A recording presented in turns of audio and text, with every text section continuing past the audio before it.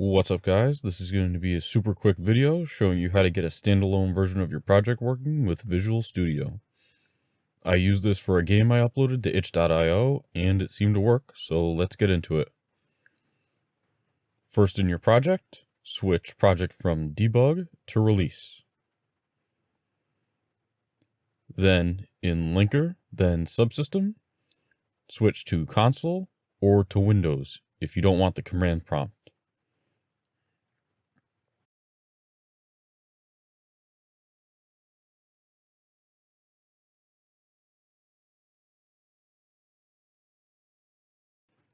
Also, you should probably build the project, too.